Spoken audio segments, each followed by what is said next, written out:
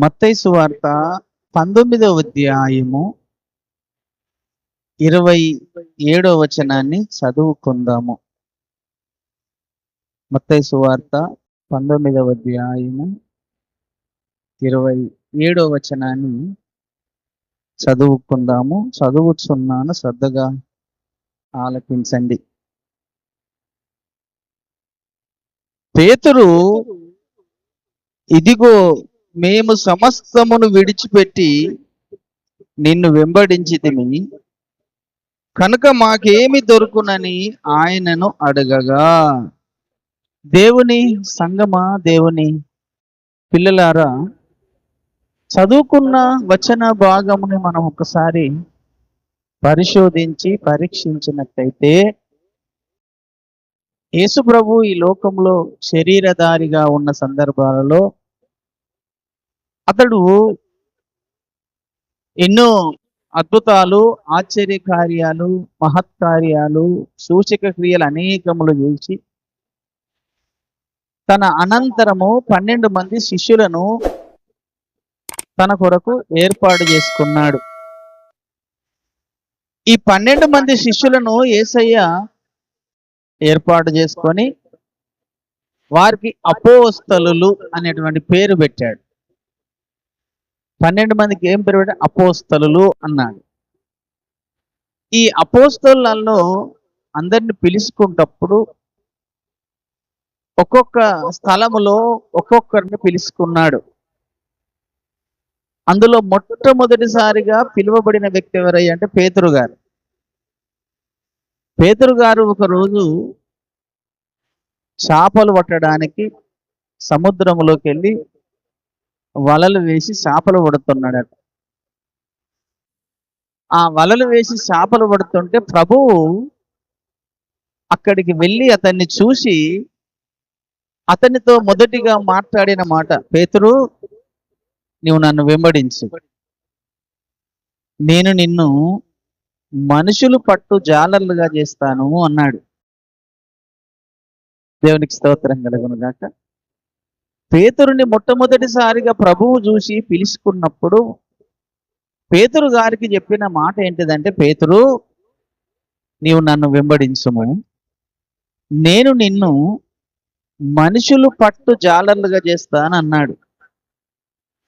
ఆ మాట చూడండి, మత్తయి సువార్త 4వ అధ్యాయము 18, 19 వచనం చూడండి. మత్తయి సువార్త 4వ అధ్యాయము 18, 19 వచనములో యేసు గలిలయ సముద్ర తీరమున నడుచుచుండగా పేతురు అనబడిన సీమోను, అతని సహోదరుడైన ఆంద్రేయ అను 2 సహోదరులు సముద్రములో వల వేయుట చూచెను. వారు జాలరులు. ఆయన, నా వెంబడి రండి, నేను మిమ్మును మనుషులను పట్టు జాలర్లుగా చేతునని వారితో చెప్పెను. హల్లెలూయా. ఇక్కడ ప్రభువు పేతురు గారిని చూసి మొదటిసారిగా పిలుచుకున్నాడు అతనిని. వీరిద్దరూ సముద్రములో చేపలు పడుతున్నారు. వాళ్ళు జాలరులు, వారు విద్య లేని వారు, వారు చదువురాని వారు. ఈ చదువురాని వారికి, విద్య లేని వారిని దేవుడు చూసి వారికి ఒక బాధ్యత అప్పచెప్పడం కొరకి మొదటిసారిగానే ఆ పేతురును పిలుచుకొని తనకు పని మొదటిసారిగా అప్పచెప్పినట్టుగా కనబడుతుంది మనకు. పేతురు, అయ్యా నన్ను వెంబడించు, నేను నిన్ను మనుషులు పట్టు జాలర్లుగా చేస్తాను అన్నాడు. దేవునికి స్తోత్రం కలుగును. వెంటనే తన వలలు అక్కడ విడిచిపెట్టి యేసయ్యని వెంబడించాడు. అక్కడి నుంచి పేతురు యొక్క జీవితము దినదినము మారిపోవడం ఆరంభమైంది. పేతురు యొక్క జీవితము లోకములోకి దూరమైపోయి దేవునికి దగ్గరవుతూ అంటుకట్టబడి యేసయ్యతో నడుస్తున్నాడు పేతురు. నడుస్తున్న సందర్భంలో పేతురుకు అనేక విషయాలు, అనేక ఆ, కార్యాలు చేయడానికి ప్రభువు ఒక్కొక్క సందర్భంలో పేతురు గారికి కొన్ని బాధ్యతలు అప్పచెప్పాడు. దేవునికి స్తోత్రం కలుగునుగాక. యేసయ్యతో నడుస్తున్న సందర్భంలో 12 మంది శిష్యుల కంటే పేతురు గారికి కొన్ని బాధ్యతలు అప్పచెప్పాడు. ఎలాంటి బాధ్యతలు అప్పచెప్పాడనంటే, పేతురు గారు యేసయ్యతో ఎప్పుడైతే నడుస్తున్నాడో, తన విశ్వాస జీవితాన్ని ప్రభువు మీద ఆధారపడి ప్రభువు చెప్పినట్టు, యేసయ్య చెప్పినట్టు నడుచుకుంటూ తన విశ్వాస జీవితాన్ని కొనసాగించుకుంటున్న సందర్భంలో పేతురు గారికి అనేక బాధ్యతలు అప్పచెప్పాడు ప్రభు. అందులో మొదటి అధికారము, బాధ్యత ఏంటిదనంటే, 5వ వచనం చదువుతున్నాను. యేసు ఆ 12 మందిని పంపుచు వారిని చూసి వారికి ఆజ్ఞాపించినదేమనగా, మీరు అన్యజనుల దారిలోనికి వెళ్ళకుడి, సమరయులో ఏ పట్టణములోనైనను ప్రవేశింపకుడి గాని ఇశ్రాయేలు వంశములోని నశించుచున్న గొర్రెల యొద్దకే వెళ్ళుడి అన్నాడు. పేతురు గారికి ఇచ్చినటువంటి బాధ్యత మరొకటి ఏంటిదంటే, పేతురు, మీరు అన్యజనుల దగ్గరికి వెళ్ళకండి, సమరయుల దగ్గరికి వెళ్ళకండి, కానీ మీరు ఇశ్రాయేలులో నశించుతున్న వారి యొద్దకే వెళ్ళండి.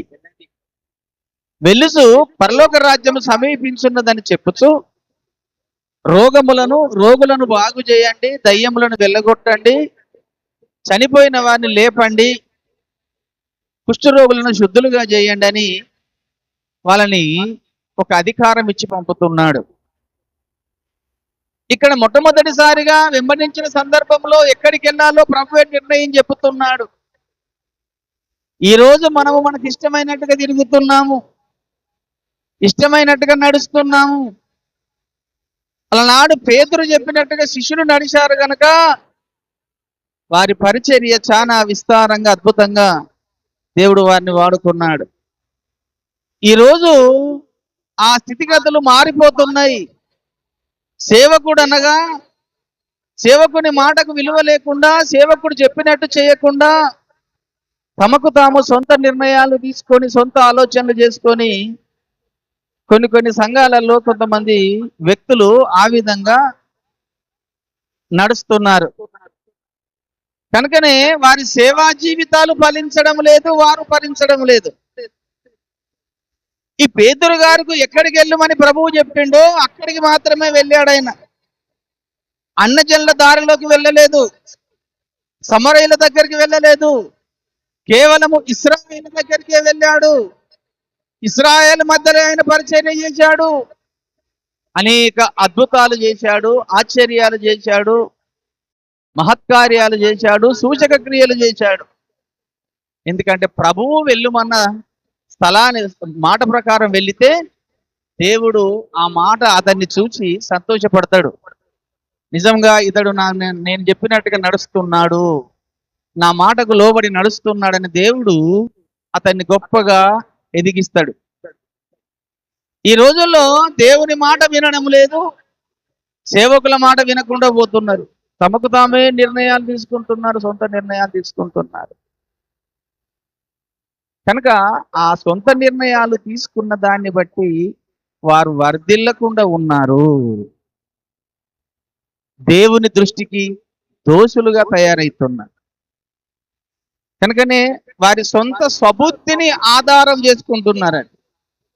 సామెతల 3 అదే చెబుతాడు. సామెతల గ్రంథం 3వ అధ్యాయం 5వ వచనంలో, మీ స్వబుద్ధిని ఆధారము చేసుకొనక, చూడండి అక్కడ ఏం చెప్తున్నాడో. సామెతల గ్రంథంలోకి రండి ఒకసారి. సామెతల గ్రంథము 3వ అధ్యాయం 5వ వచనం. నీ స్వబుద్ధిని ఆధారము చేసుకొనక నీ పూర్ణ హృదయముతో యెహోవా యందు నమ్మిక ఉంచుము, నీ ప్రవర్తన అంతటిని యందు ఆయనకు అధికారము ఒప్పుకొనుము. దేవునికి స్తోత్రం కలుగును. ఎప్పుడు మన సొంత నిర్ణయాలు తీసుకోవద్దు, సొంత ఆలోచనలు చేసుకోవద్దు. మన ప్రవర్తన అంతా దేవునికి అప్పచెప్పాలి.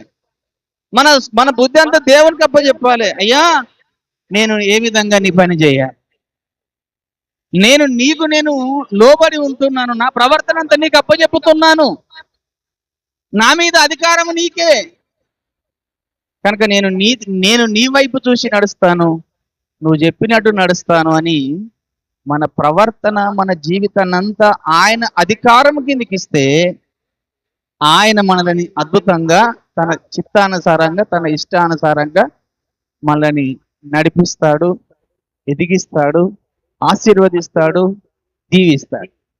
కానీ సొంత నిర్ణయాలు మనమే తీసుకొని మన సొంత ఆలోచనలు తీసుకుంటే మన ఆలోచనలు దేవునికి పనిచేయవు, మన తలంపులు దేవునికి పనిచేయవు.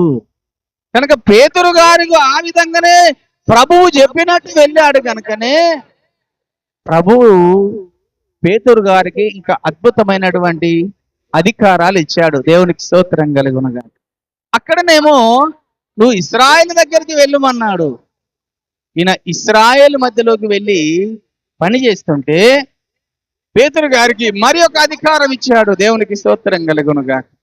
ఏమిటి అధికారం అంటే మత్తయి సువార్త 16వ అధ్యాయము 18వ వచనం.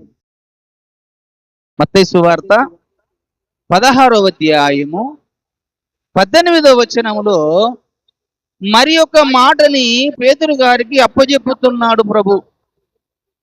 ఏం చెబుతున్నాడు? 16వ అధ్యాయం 18వ వచనములో చూడండి. మరియు నీవు పేతురువు, ఈ బండ మీద నా సంఘమును కట్టుము, పాతాళ లోక ద్వారములు దాని ఎదుట నిలువ నేరవని నేను నీతో చెప్పుచున్నాను. పరలోక రాజ్యం యొక్క తాళపు చెవులు నీకు ఇచ్చుచున్నాను.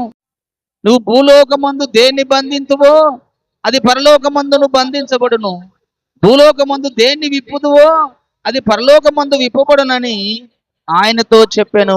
దేవునికి స్తోత్రం కలుగునుగా. ఎంత గొప్ప ధన్యత అండి. పేతురు, నేను చెప్పినట్టుగా నువ్వు ఇశ్రాయేల్ మధ్యలోకి వెళ్ళావు కదా, ఇశ్రాయేల్ మధ్యలో నా పరిచయం చేస్తున్నావు కదా, ఈ ఇశ్రాయేల్ మధ్యలో నీవు నా సంఘాన్ని కట్టు అన్నాడు. దేవునికి స్తోత్రం కలుగును. సంఘమును కట్టే బాధ్యత అప్పచెప్పాడు పేతురు గారికి. ఆ సంఘము ఎక్కడ కట్టమన్నాడు? ఈ బండ మీద నా సంఘమును కట్టు అన్నాడు. దాని ఎదుట పాతాళ లోక ద్వారములు కూడా నిలువలేవు. నువ్వు దేన్ని బంధిస్తావో నేను అది బంధిస్తా, నువ్వు దేన్ని విప్పుతావో నేను అది విప్పుతా. బంధించే అధికారం నీకే ఇచ్చాను, ఇప్పే అధికారం నీకే ఇచ్చాను పేతురు, పరలోకం యొక్క తాళపు చెవులు నీకే ఇచ్చాను పేతురు అన్నాడు. హల్లెలూయా. ఇప్పుడు చెప్పండి, పేతురు గారు సంఘాన్ని కట్టడానికి అధికారం ఇచ్చాడు, సంఘము కట్టమని చెప్పాడు. కనుకనే పేతురు సంఘమును కూడా కట్టాడండి. ఎంత అద్భుతమైన సంఘం కట్టాడండి పేతురు. ఎప్పుడైతే ఆ అధికారం ఇచ్చాడో ఇంకా పేతురు గారికి ఇంకా ఆశ్చర్యం. ఒక్కొక్క వాగ్దానం పేతురు గారి పట్ల ప్రభువు చేస్తుంటే పేతురు ఇంకా ఆశ్చర్యపోయి ప్రభువుకు దగ్గర అవుతున్నాడు, దేవునికి దగ్గర అవుతున్నాడు, యేసయ్యను అంటుపెట్టుకొని తిరుగుతున్నాడు. ఇంకేమి నాకు వాగ్దానం చేస్తాడో, ఇంకేమి నాతో చెప్తాడో, ఇంకా నన్నేం చేయమంటాడో, నా గురించి నా ప్రభువు నాకు ఎన్ని రహస్యాలు బయలుపరుస్తాడో ఇంకా నేను తెలుసుకోవాలని ఇంకా దగ్గర అవుతున్నాడు పేతురు ప్రభువుకు. ఈ రోజుల్లో కొన్ని విషయాలు దైవజనుడు చెప్తా అంటే ఇంకా చాలే మాకు నువ్వు చెప్పినట్టే ఉన్నది అనుకుంటూ సేవకుని మాట లక్ష్యం ఉంచక దూరమైపోయేవారు ఉన్నాడు. కానీ పేతురు అలా కాదు, ప్రభువుకు ఇంకా చాలా దగ్గర అవుతున్నాడు. ఇంకా నాకేం చెప్తాడో నా ప్రభు, నేను నా ప్రభు దగ్గర ఇంకా ఏమి వాగ్దానాలు ఉన్నాయో, నన్ను గురించి నా ప్రభుకు బాగా తెలుసు, నా యేసయ్యకు నన్ను గురించి బాగా తెలుసు కనుక ఇంకా నాకేమి ఇంకా వాగ్దానాలు ఇస్తాడో అని ఎంతగా ప్రభుకు చాలా దగ్గర అయ్యాడట అని చెప్పుకుంటూ ఇంకొక మాటను చూడండి. యోహాను సువార్త 21వ అధ్యాయంలో యోహాను సువార్త 21వ అధ్యాయంలో మళ్ళీ ఆయన డౌట్ క్లియర్ చేసుకోవడం కొరకు మళ్ళీ ప్రభువును అడుగుతున్నాడు. పేతురు, అయ్యా ప్రభువా, నన్ను నువ్వు ప్రేమిస్తున్నావా అని మళ్ళీ ప్రభు అడిగాడు. అవును ప్రభువా, నేను నిన్ను ప్రేమిస్తున్నాను అన్నాడు. అయితే నా గొర్రెలని ఖాయమని మళ్ళీ చెప్పాడు. మళ్ళీ ఒక్కసారి వచ్చి మళ్ళీ అడుగుతున్నాడు, పేతురు, నన్ను ప్రేమిస్తున్నావా? అయ్యా, నన్ను ఎందుకు నువ్వు శోధిస్తున్నావు? నేను ఎంత ప్రేమిస్తున్నానో నీకు తెలుసు కదా, నా గొర్రె పిల్లల్ని మేపమన్నాడు. మూడోసారి అడిగాడు, పేతురు, నన్ను ప్రేమిస్తున్నావా? ప్రభువా, నీకే తెలియదు అన్నాడు. ఆ 3 సార్లు మళ్ళీ అడిగి తన క్లారిటీ తెలుసుకున్నాడు. పేతురు గారి దగ్గర ఎంత విశ్వాసం ఉన్నదో, ఎంతగా నన్ను ప్రేమిస్తున్నాడో. చదవండి ఆ వచన భాగము. యోహాను 21వ అధ్యాయంలో 8-10 వచనము అనుకుంటా. మరలా ఆయన, యోహాను కుమారుడవైన సీమోను, నన్ను ప్రేమిస్తున్నావా అని 2వ మారు అతన్ని అడిగాను. మొదటిసారి అడుగుతున్నాడు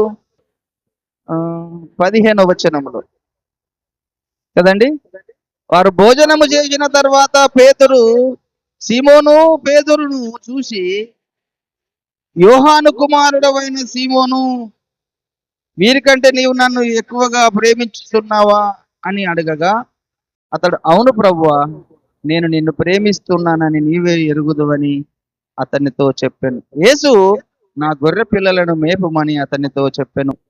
మరలా ఆయన, యోహాను కుమారుడవైన సీమోను, నన్ను ప్రేమిస్తున్నావని 2వసారి అడిగినప్పుడు అతడు కూడా మళ్ళీ, ప్రభువా, నీవే ఎరుగుదువని అతనితో చెప్పాను. అయితే నా గొర్రెలను ఖాయమని చెప్పాను. 3వసారి అలాగని అడిగాడు. ఇలాగూ క్లారిటీ. దేవుడు ఒక వ్యక్తిని పరీక్ష పెట్టేటప్పుడు ఈ విధంగా పరీక్ష పెట్టి అడుగుతాడు. 2 సార్లు 3 సార్లు. సమూయేలును దర్శించినప్పుడు కూడా 3 సార్లు పరీక్ష పెట్టి అడిగాడు. మోషతో కూడా దర్శించినప్పుడు మోషతో కూడా 3 సార్లు పరీక్ష పెట్టి అడిగాడు. ఇక్కడ కూడా పేతురు గారిని కూడా 3 సార్లు పరీక్షిస్తున్నాడు. ఎందుకంటే దేవుడు 1 మారు పలుకును, 2 మార్లు పలుకును, 3 మార్లు పలుకును అన్నాడు. కనుక 3 సార్లు కూడా పేతురుని అడిగినప్పుడు, ప్రభువా, నేను నిన్ను ప్రేమిస్తున్నాను కనుక నా గొర్రెలని కాయి, నా గొర్రె పిల్లల్ని మేపు అని సంఘమును కట్టే బాధ్యత పేతురు గారికి ఇచ్చాడు. గనక పేతురు గారు యేసయ్య సంఘమును బండ మీద కట్టాడట. దేవునికి స్తోత్రం కలుగునుగా. బండ మీద సంఘమును కట్టాడు. పేతురుకు మొట్టమొదటిసారి సంఘము ఎంతమంది అయ్యారు? 3000 మంది సంఘం అయ్యారు మొట్టమొదటిసారి. పేతురు గారికి మొట్టమొదటి సంఘం ఎంత అంటే, ఒకటే రోజులో 3000 మంది సంఘముగా ఏర్పాటు చేయబడ్డారు. అపోస్తుల కార్యం 2వ అధ్యాయము 41వ వచనం చూడండి. అపోస్తుల కార్యం 2వ అధ్యాయము 41వ వచనములో పేతురు గారు ప్రసంగం చేస్తూ, కాబట్టి అతని వాక్యం అంగీకరించిన వారు బాప్తీసం పొందిరి. ఆ దినమందు ఇంచుమించు 3000 మంది చేర్చబడిరి అన్నాడు. దేవునికి స్తోత్రం కలుగునుగా. పెంతెకొస్తనే పండుగ వచ్చినప్పుడు అందరూ ఆత్మతో నింపబడి భాషలు మాట్లాడుతున్న సందర్భంలో వారందరూ వచ్చి, మీరు ఉదయకాలంలోనే మద్యంతో మత్తులు తాగిరి అని అన్నప్పుడు ఆయన విని లేచి పేతురు గారు ప్రసంగం చేయడం మొదలుపెట్టాడు. అయ్యో, మీరు మద్యముతో మత్తులైన వారు కాదయ్యా, యోవేలు ద్వారా ప్రవశించిన ప్రవచనము నెరవేర్చబడ్డది అని అక్కడి నుంచి మొదలుపెట్టి ఇదంతా ప్రసంగం చేస్తున్నాడు. అప్పుడు 38వ అధ్యాయంలోకి వచ్చినప్పుడు బాప్తిసం గురించి చెప్పాడు. మీరు మారు మనసు పొంది పాపక్షమాపణ నిమిత్తం ప్రతివాడు యేసుక్రీస్తు నామమున బాప్తిసం పొందుడి, అప్పుడు మీరు పరిశుద్ధాత్మ అను వరమును పొందెదరని ఆ మాటలు చెప్పుతూ 37, 38, 39, 40, 41 వచ్చినప్పుడు ఆ బోధ వింటున్న ప్రతి వారికి ఒక గొప్ప హృదయము వారికి స్రవించింది, హృదయములో వెలుగు కలిగింది. కనుక వారు ఎప్పుడైతే ఆ బోధ విన్నటువంటి వారందరి హృదయంలో వెలుగు కలిగిందో వారు అడుగుతున్నారు, అయ్యా ఒకటే మాట చెప్పాడు చివరిగా, మూర్ఖులకు ఈ తరము వారికి వేరై ఉండి రక్షణ పొందుడి అని చివరి మాట చెప్పినప్పుడు ఆ మాట వారి హృదయాలకు తాకి హృదయాల్లో వెలిగించబడి, ఈ మూర్ఖులకు ఈ తరానికి మేము వేరై ఉండి రక్షణ పొందాలని అనుకున్నటువంటి వారు ఈ లోకాన్ని విడిచిపెట్టి, లోక ఆశలు విడిచిపెట్టి, శరీరాశలు విడిచిపెట్టి అన్నిటిని చంపేసుకొని అప్పుడు ఒకటే రోజు 3,000 మంది ఆ యొక్క సంఘములో చేర్చబడ్డారు. ఇది మొదటి సంఘముగా పేతురు గారిది. దేవునికి స్తోత్రం కలుగును గాక. తర్వాత అపోస్తల కార్యములు 5వ అధ్యాయంలోకి వచ్చినట్టయితే, 4వ అధ్యాయంలోకి వచ్చినట్టయితే 4వ అధ్యాయం 4వ వచనంలో ఇక్కడ ఒక ప్రసంగం చేస్తున్నాడు పేతురు గారు. మళ్ళీ ఏమని ప్రసంగం చేస్తున్నారు? వారు ప్రజలతో మాట్లాడుచుండ యాజకులను, దేవాలయము అధిపతియు సదుకయ్యులను వారు ప్రజలను బోధించుటయు, యేసును బట్టి మృతుల్లో నుండి పునరుత్థానమును కలుగునని ప్రకటించుటయు చూసి కలవరపడి వారి మీదికి వచ్చి వారిని బలాత్కారముగా పట్టుకొన సాయంకాలం అయినప్పుడు మరునాటి వరకును వారిని కావలిలో ఉంచెను. వాక్యము వినిన వారిలో అనేకులు నమ్మిరి.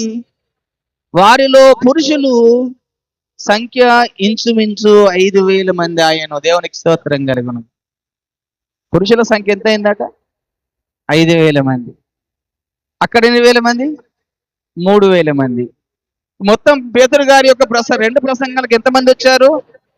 8,000 మంది సంఘాన్ని అప్పచెప్పాడు పేతురు గారికి. దేవునికి స్తోత్రం కలుగును.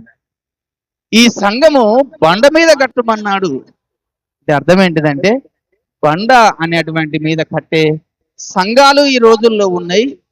ఇసుక మీద కట్టే సంఘాలు కూడా ఉన్నాయి. సమాజం లోకంలోకి వచ్చేసినాయి.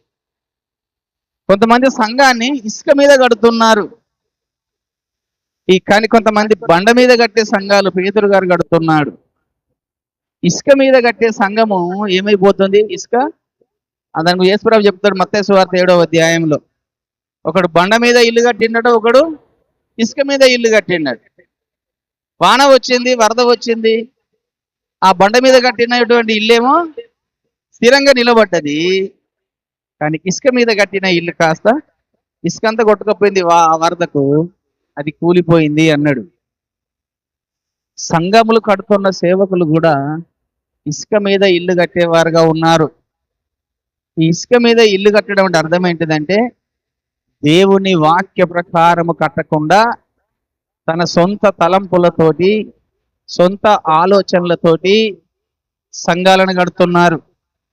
అవెన్నటికైనా కూలిపోవలసినయే. దేవుని వాక్య ప్రకారము సంఘము కడితే ఆ సంఘము స్థిరంగా ఉంటుంది. దేవుని వాక్యము వెలుగులో సంఘాన్ని తయారు చేస్తే ఆ సంఘము స్థిరంగా ఉంటుంది. ఈ రోజు సంఘాలలో ఎక్కువగా స్వస్థతలు, అద్భుతాలు వాటి మీదకి మళ్లించే ప్రయత్నం చేస్తున్నారు. ఈ స్వస్థతలు మనకు ముఖ్యము కాదు, ఈ అద్భుతాలు మనకు ముఖ్యము కాదు.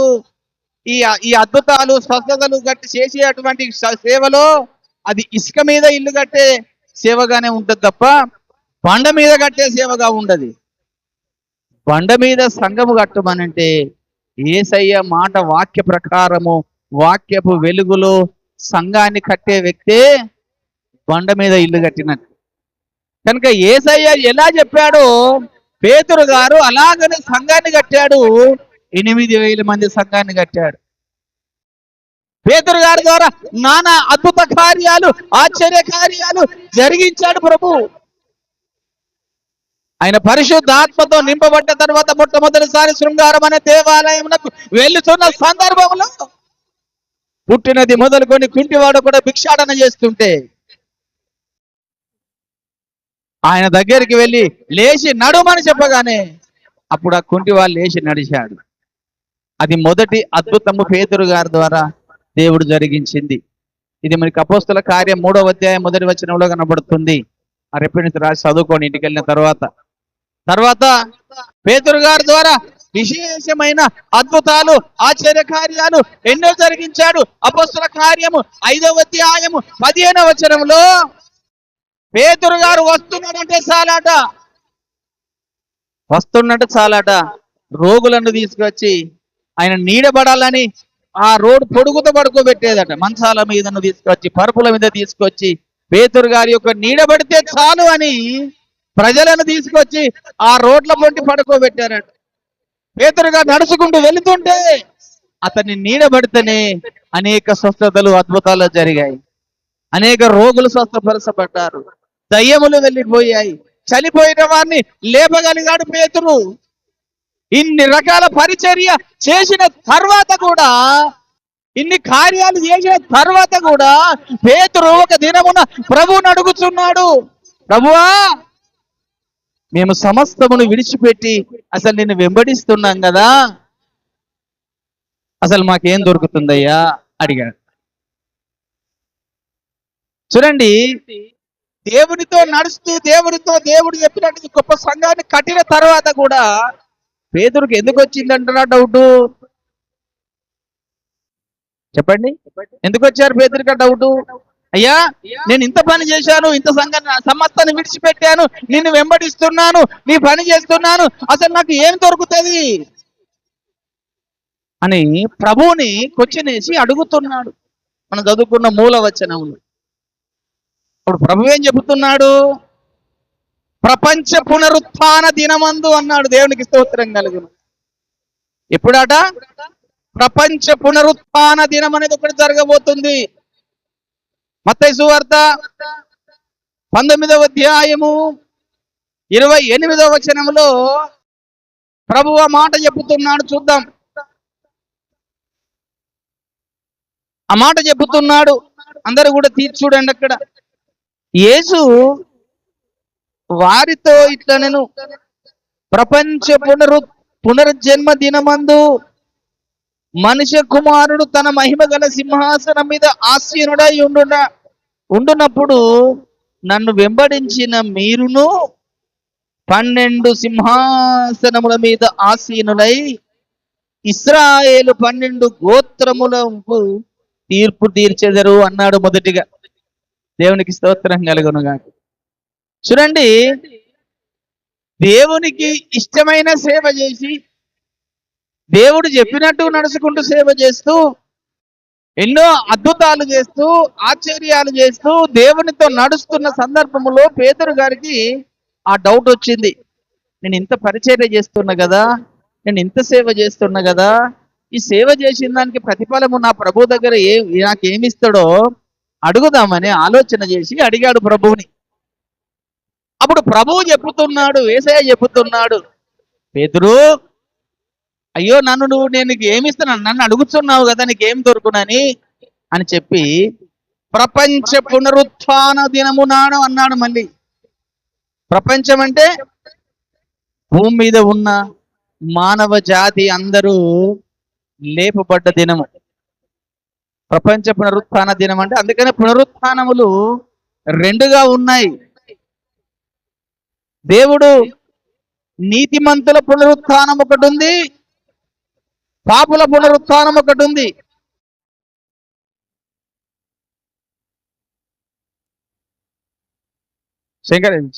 శేఖరయ్య నువ్వు కూడా కనుక దేవుని సంగమా, దేవుని పిల్లారా, ప్రపంచ పునరుత్థానమందు అన్నాడు. అందుకనే ప్రభు ప్రపంచ పునరుత్థానం అనేది ఒకటి జరుగుతుంది. ఈ భూమి మీదకి వచ్చిన ప్రతి మానవుడు, ఆదాము మొదటి మానవుడు మొదలుకొని చివరిగా ఏ మానవుడైతే పుడతాడో ఆ పుట్టి చచ్చిపోయిన వారందరూ కూడా మళ్ళీ పునరుత్థానము చెందే సమయం ఒకటి రాబోతుంది. ఆ పునరుత్థానం జరిగినప్పుడు కనుక పునరుత్థానం అనేది పరిశుద్ధ గ్రంథంలో 2 ఉన్నాయి. ఒకటేమో నీతిమంతుల పునరుత్థానము, ఒకటేమో పాపుల పునరుత్థానము. నీతిమంతుల పునరుత్థానమేమో దేవుని సంబంధమైన దేవుని పిల్లలది, పాపుల పునరుత్థానమేమో అన్యజనులకు సంబంధించిన పునరుత్థానము. కనుకనే ప్రపంచ పునరుత్థానం అనేది 1000 ఏళ్ల పరిపాలన తర్వాత జరిగే పునరుత్థానము. వెయ్యేళ్ళ పరిపాలన జరగక ముందు కడపూరం మ్రోగినప్పుడు పరిశుద్ధుల పునరుత్థానము, నీతిమంతుల పునరుత్థానం జరుగుతుంది.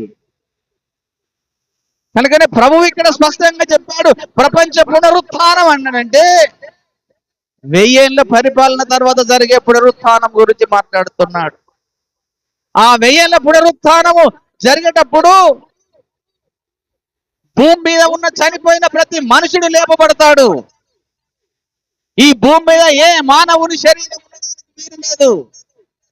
అన్ని శరీరాలు కూడా రేపు మళ్ళీ లేపబడతాయి. ఆ శరీరాలు లేపేటప్పుడు మరణము తన వశములో ఉన్న మృతులను దేవునికి అప్పచెప్పుతుందట. పాతాళము తన వశంలో మృతులను అప్పచెప్పుతుంది అన్నాడు. తర్వాత సముద్రము తనలో ఉన్న మృతులను అప్పచెప్పుతుంది అన్నాడు. ఇది ఎప్పుడు జరుగుతుందట? దేవుడు తన మహిమ గల సింహాసనం మీద కూర్చున్నప్పుడు అన్నాడు. యేసయ్య రేపు మహిమ గల సింహాసనం మీద కూర్చున్నప్పుడు ఈ భూమి ఆకాశములు తన సముఖము నుండి పారిపోతాయి అన్నాడు. అప్పుడు కొద్దివారు గాని గొప్పవారు గాని మృతులైన వారు అందరూ కూడా లేస్తారన్నాడు.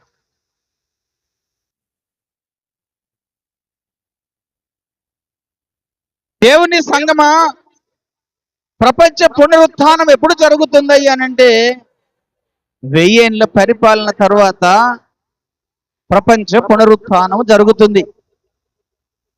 అప్పుడు పంచభూతములు సైతం వికటమైన వేండ్రముతో లయమైపోతాయి అన్నాడు. లయమైపోతాయి అన్నాడు. పంచభూతములు సైతము వికటమైన వేండ్రముతో లయమైపోవును అన్నాడు. పేతురు రాసిన 2వ పత్రిక 3వ అధ్యాయం 11వ వచనములో ఇవన్నీ ఇట్లు లయమైపోవునవి గనుక ఆకాశములు రగులుకొని లయమైపోవునట్టు పంచభూతములు మహావేంద్రముతో కరిగిపోవునట్టు దేవుని దినపు రాకడ కొరకు కనిపెట్టుచు దానిని ఆశతో ఆపేక్షించుచు మీరు పరిశుద్ధమైన ప్రవర్తనతోనూ భక్తితోనూ ఎంతో జాగ్రత్త గలవారై ఉండుడి అన్నాడు. ఇక పంచభూతములు మిక్కడమైన వేంద్రముతో లయమైపోతే, పంచభూతములు మిక్కడమైన వేంద్రముతో లయమైపోయి మైనం వల్ల కరిగిపోతాయట.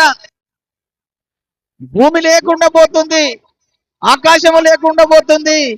ఈ పంచభూతాలు పూర్తిగా లయమైపోతాయి. ఆ లయమైపోయిన సందర్భంలో మన దేహాలు ఎక్కడుంటాయ్యా అంటే, మన దేహాలు వాటికన్నా ముందే దేవుడు లేపుతాడు. దేవునికి స్తోత్రం కలుగునగా. కడమ మృతులందరూ కూడా లేపబడే సందర్భం ఒకటి వస్తుంది. ప్రపంచ పునరుత్థానం జరుగుతుంది. ఆ ప్రపంచ పునరుత్థానం జరిగినప్పుడు మన ప్రభువు అతడు మహిమ గల సింహాసనం మీద కూర్చుంటాడట. యేసయ్య మహిమ గల సింహాసనం మీద ఆయన కూర్చొని ఉంటాడు. ఎప్పుడైతే మహిమ గల సింహాసనం మీద ఆయన కూర్చుంటాడు, ఈ మహిమ గల సింహాసనం అని యేసయ్య చెప్పాడు. ఆ తర్వాత యోహాను గారు దాని మరొక పేరు పెట్టాడు, ధవలమైన సింహాసనం అని. దేవునికి స్తోత్రం కలుగునుగా. ఇక్కడ కన్ఫ్యూజ్ అవుతారు చాలా మంది. యేసయ్య ఏమో మహిమ గల సింహాసనం అన్నాడు, ఆ తర్వాత యోహాను గారేమో ధవలమైన సింహాసనం అన్నాడు. ఇందులో ఏది కరెక్ట్ అనుకోవచ్చు. మహిమగల సింహాసనం అన్నా ధవలమైన సింహాసనం అన్నా ఒక్కటే అన్నాడు. అందుకని చూడండి, యేసుప్రభు కూడా మాట మీకు గుర్తు చేస్తాను. మత్తయి సువార్త 25వ అధ్యాయము 32వ వచనం చూడండి. మత్తయి సువార్త 25:32లో 31 నుంచి చదువుతున్నాడు. తన మహిమతో మనిషి కుమారుడు ఆయనతో కూడా సమస్త దూతలను వచ్చినప్పుడు ఆయన తన మహిమ గల సింహాసనం మీద ఆసీనుడై ఉండును అన్నాడు. దేవునికి స్తోత్రం కలుగును. మహిమ గల సింహాసనం మీద ఆసీనుడై ఉండును అన్నాడు. ఇప్పుడు ప్రకటన గ్రంథము 20వ అధ్యాయం 11వ వచనము, మరియు ధవలమైన సింహాసనమును దాని యందు ఆసీనుడై ఉన్న ఒకనిని చూచి తిని, భూమి ఆకాశములు ఆయన సముఖము నుండి పారిపోయెను, వాటికి నిలువ చోటు కనబడకపోయెను. మరియు గొప్పవారు గాని కొద్దివారు గాని మృతులైన వారందరూ ఆ సింహాసనము ఎదుట నిలిచి ఉండుట చూసి తిని. అప్పుడు గ్రంథములు విప్పబడును, మరియు జీవ గ్రంథమును వేరొక గ్రంథమును విప్పబడును. ఆ గ్రంథముల యందు వ్రాయబడి ఉన్న వాటిని బట్టి తమ క్రియల చొప్పున మృతులు తీర్పు పొందిరి. సముద్రము తనలోని ఉన్న మృతులను అప్పగించెను. మరణమును పాతాళ లోకమును వాటి వశమునున్న మృతులను అప్పగించును. వారిలో ప్రతివాడు తన క్రియల చొప్పున తీర్పు పొందును. దేవునికి స్తోత్రం కలుగును. అంటే భూమి మీద ఎంతమంది, మొదటి మనుషుడైన ఆదాము మొదటి మానవుడు, అవ్వమ్మ మొదటి స్త్రీ, వారి ద్వారా పుట్టిన సంతానం అంతా భూమి మీద విస్తరించిపోయి 6000 సంవత్సరాల చరిత్ర నుంచి ఇప్పటి వరకు ఇంకా 1000 సంవత్సరాలు గడిచిపోయేంత వరకు ఎంతమంది ప్రజలు వచ్చి భూమి మీద బ్రతికి చనిపోతున్నారో. శరీరాలేమో భూమి మీద పాతి పెట్టబడుతున్నాయి, వారి ఆత్మలు పాతాళంలోకి వెళ్ళిపోతున్నాయి. ఎవరి? అన్యజనులై దేవుని రక్షణ పొందకుండా చనిపోయిన వారి ఆత్మలన్నీ పాతాళంలోకి వెళ్ళిపోతున్నాయి. కొంతమంది దేహాలు సముద్రములో పడి చచ్చిపోతున్నారు కదండి. కనుక సముద్రములో ఉన్న మృతులన్నీ అప్పచెపుతుందట దేవునికి, ఆ సింహాసనం మీద సముద్రం. పాతాళములో ఉన్నటువంటి అందరు కూడా రేపు వచ్చి నిలబడతారు ఆ సింహాసనం ఎదుట. ఆ తర్వాత మరణము అనేటువంటి మరణ దూత ఈ భూమి మీద ఎంత మందిని చంపేసిందో ఆ మరణ దూతల లెక్క ఉంటదండి. ఆ మరణ దూత దగ్గర లెక్క ఉంటది. ఈ భూమి మీద ఎంత మందిని చంపడానికి అతడు అధికారం కలిగి ఆ మరణం చేసి చంపాడో ఆ మనుషుల లెక్క అంతా మరణ దూత దగ్గర ఉంటది. హల్లెలూయా. యేసయ్య ఎన్ని ఆత్మలు సృజించి భూమి మీదకి పంపించాడో ఆయన దగ్గర అన్ని ఆత్మల లెక్క ఉంటది. ఎన్ని ఆత్మలు సృజించి భూమి మీదకి పంపించాడో ఆయన దగ్గర లెక్క ఉంటది. ఎంతమంది యేసయ్యను అంగీకరించి విశ్వాసం పొంది రక్షించబడ్డారో వాటి లెక్క కూడా యేసయ్య దగ్గర ఉంటది. దేవునికి స్తోత్రం కలుగును. జీవ గ్రంథం అందు ఎంతమంది పేర్లు రాయబడ్డాయో ఆ రాయబడ్డ వాళ్ళ లెక్క కూడా దేవుని దగ్గర ఉంటది. ఇటు జీవ గ్రంథములో ఎంతమంది రాయబడ్డారో వాళ్ళ లెక్క ఉంటది. తర్వాత ఆ క్రియల గ్రంథంలో ఉన్న పేర్లు అందరి పేర్లు ఉంటాయి. వారందరూ కూడా రేపు యేసయ్య ధవలమైన సింహాసనం యొద్ద వచ్చి నిలబడతారు. ఎప్పుడు జరుగుతుంది ఇది? ప్రపంచ పునరుత్థానమందు. ఈ ప్రపంచములో ఉన్న ప్రతి మానవుడు లేపబడి ధవలమైన సింహాసనం దగ్గరికి వెళ్ళే సమయం ఒకటి ఆసన్నం అవుతుంది. అప్పుడు చెప్తున్నాడు, అప్పుడు జరిగేటప్పుడట ఈ పేతురు గారికి ఇచ్చిన అధికారం ఏంటిదట? అయ్యా, నేను ఆ ధవలమైన సింహాసనం మీద నేను ఆసీనుడై ఉన్నప్పుడు మీరు కూడా నాతో పాటు 12 సింహాసనముల మీద ఆసీనులై ఉంటారు. 12 మంది శిష్యులు ఉన్నారు కదా, 12 మంది నాతో పాటు పక్క పొండి సింహాసనం వేసుకొని కూర్చుంటారు. అప్పుడు మీరు ఇశ్రాయేలీలకు మీరే తీర్పు తీరుస్తారయ్యా అన్నాడు. దేవునికి స్తోత్రం కలుగును. ఈ పేతురు గారికి ఆ డౌట్ వచ్చిందానికి జవాబు చెప్పుతూ ఆ 12 మంది ఆ సింహాసనాల మీద యేసు ప్రభుతో పాటు సింహాసనాల మీద కూర్చొని ఇశ్రాయేలు గోత్రములకు మీరు తీర్పు తీరుస్తారయ్యా అన్నాడు. ఎందుకు తీర్పు తీరుస్తారన్నాడంటే పేతురు గారు పరిచర్య చేసింది ఇశ్రాయేలు మధ్యలే కనుక పేతురు మాటలు ఎందుకనే లేదు మీరు నేను చెప్తున్నప్పుడు భోజేస్తున్నప్పుడు అని ఇశ్రాయేలీలను అడుగుతారు, వీళ్ళే అడుగుతారు తీర్పు తీర్చడం కొరకు.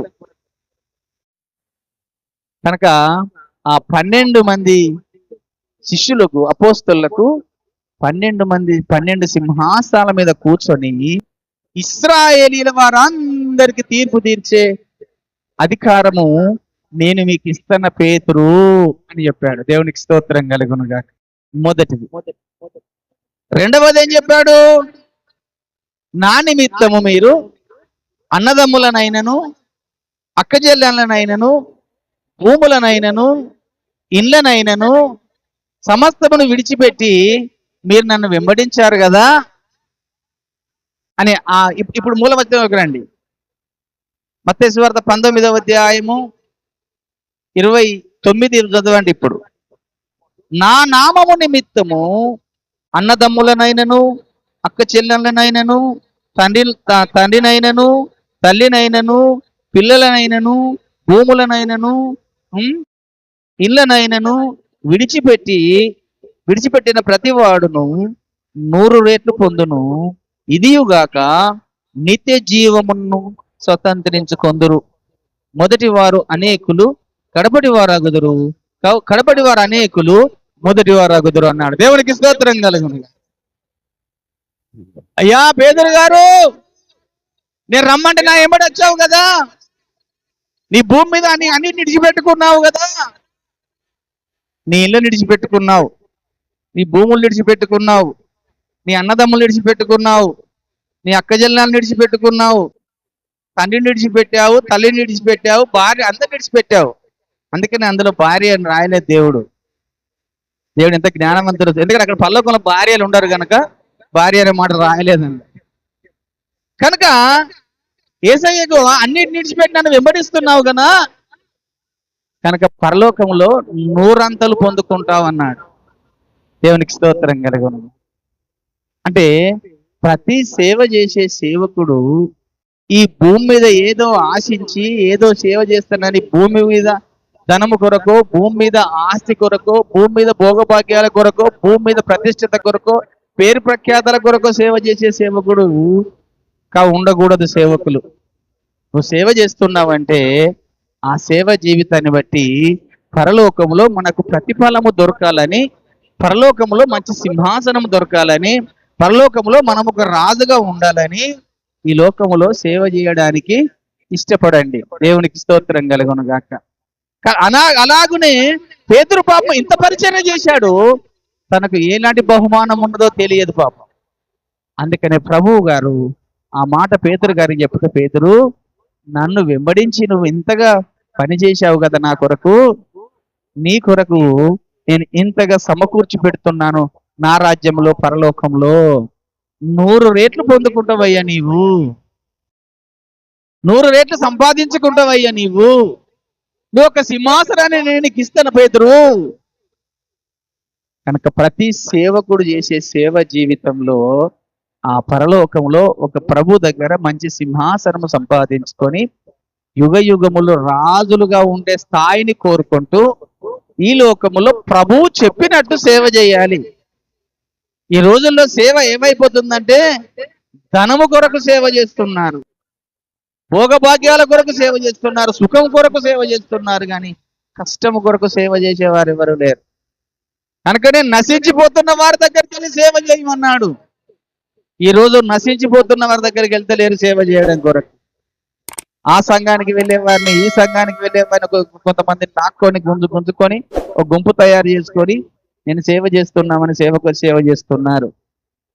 దేవుడు రేపు నీ సేవ చూసే విధానం ఏంటిదంటే, నువ్వు ఎంతమందికి సువార్త చేసి, ఎంతమందికి బాప్తీసం ఇచ్చి, ఎంతమందిని రక్షించి నడిపించావో దాన్ని బట్టి ప్రతిఫలం ఇస్తాడు. కనుక సేవకులు ఎప్పుడు దొంగ సేవ చేయకండి, నువ్వు బ్రతకడం కొరకు సేవ చేయకండి, ఇతరులను బ్రతికించడం కొరకు సేవ చేయండి.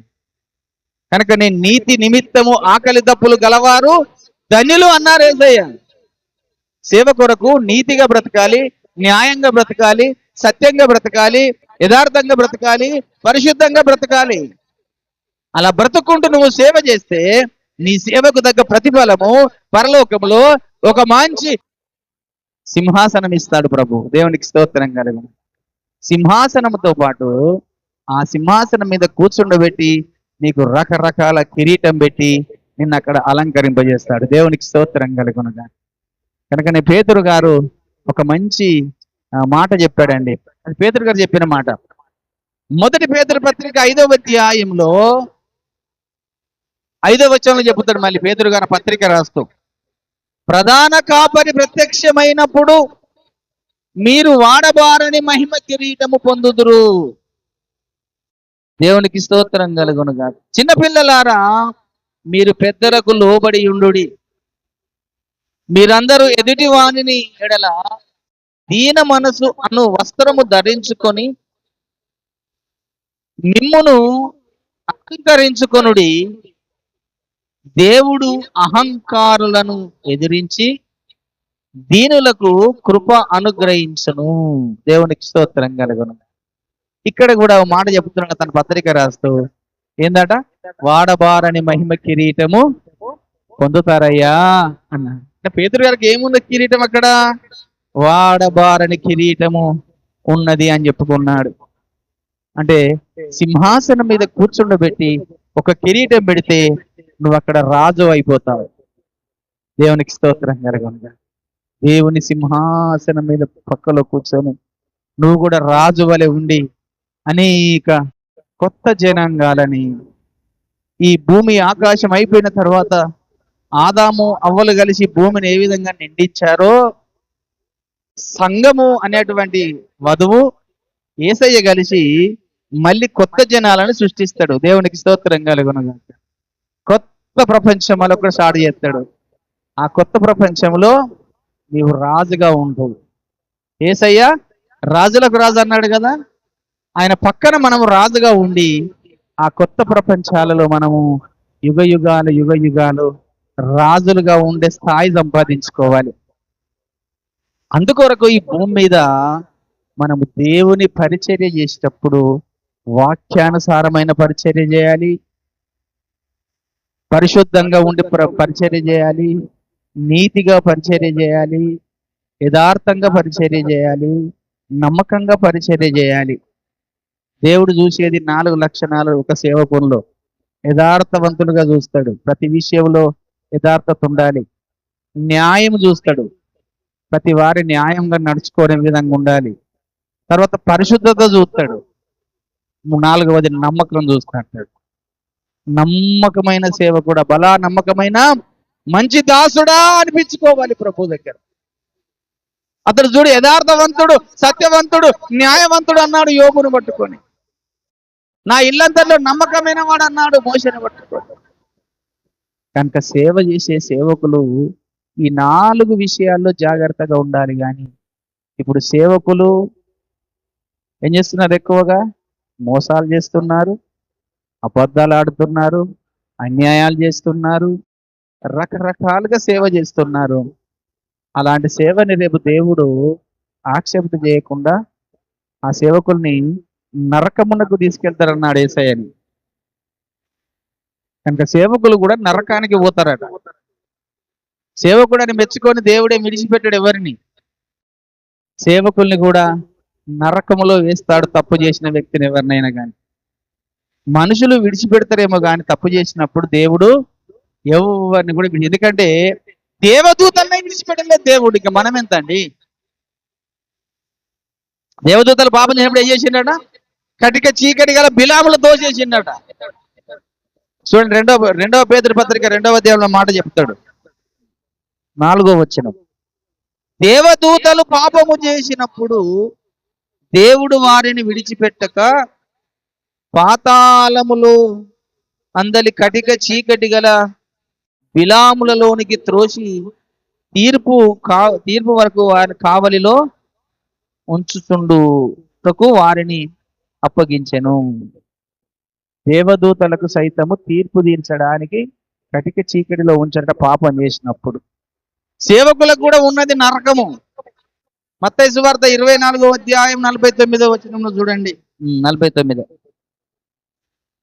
తన తోటి దాసులను కొట్ట మొదలు పెట్టి త్రాగుబోతులతోనూ తినుచు త్రాగుచుండి ఆ దాసుడు కనిపెట్టని సమయములో వాడు అనుకొనని గడియలోను వాని యజమానుడు వచ్చి వారిని నరికించి వేషధారులతోనూ వానికి పాలు నియమించును. అక్కడ ఏడుపును పళ్ళు కొరుకుటయు ఉండును. దేవునికి స్తోత్రం కలుగును. ఇక్కడ 2 దాసుల గురించి చెప్పుతున్నాడు. ఒకడు బుద్ధిమంతుడైన దాసుని గురించి చెప్పుతున్నాడు, ఒక దుష్టుడైన దాసుని గురించి చెప్పుతున్నాడు. 2 సేవకులే. ఒక సేవకుని మీదనేమో తన యావదాస్తి మీద అధికారం ఇచ్చాడట, మరొక సేవకునేమో ఏడ్చుతున్నా పండ్లు కొరికే స్థలములోకి పంపించాడంటే నరకములోకి పంపిస్తాడట. కనుక సేవకుల్ని కూడా నరకములో ఇస్తాడు యేసయ్య, జాగ్రత్త. మనం సేవ చేసే విధానంలో నీ సేవ వాక్యానుసారమైన సేవ ఉండాలి. వాక్యమునకు విరోధంగా నువ్వు సేవ చేయకూడదు. లేనిపోని కల్పనా కథలు చెప్పి, కల్పనా వాక్యాలు చెప్పి నవ్వించి కవ్వించే విధంగా ఉండకూడదు. సేవకుని సేవ బోధన విధానం. అద్భుతాల మీద, ఆశ్చర్యాల మీద మన పరిచర్య కట్టకూడదు. అవన్నీ నిలిచిపోతాయి. వాటి మీద కడితే నీ సేవ నిలువది. బండ మీద సంఘాన్ని కట్టిన వ్యక్తివి కాదు, ఇసుక మీద సంఘమును కట్టిన వ్యక్తివి అవుతావు. పేతురు వలె బండ మీద సంఘమును కట్టి ఆ సంఘాన్ని పరలోక రాజ్యంలో చేర్చే విధంగా మన పరిచర్య ఉండాలి, సేవ ఉండాలి.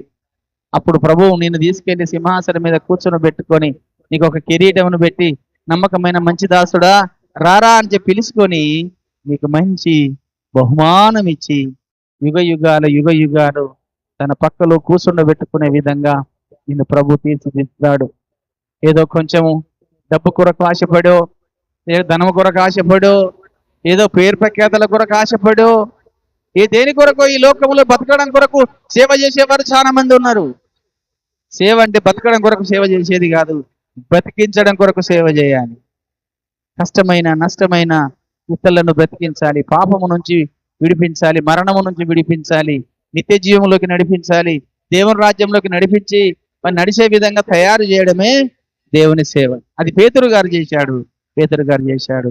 దేవుని పిల్లలారా, దేవుని యొక్క మాట ప్రకారము మనము కూడా ఎన్నో కొన్ని ఆత్మలకు సువార్త చెప్పి, అన్ని జనులకు సువార్త చెప్పి వారిని రక్షించి నరకం నుంచి తప్పించే ప్రతి వారికి కూడా దేవుని దగ్గర మంచి బహుమానము ఉంటుంది.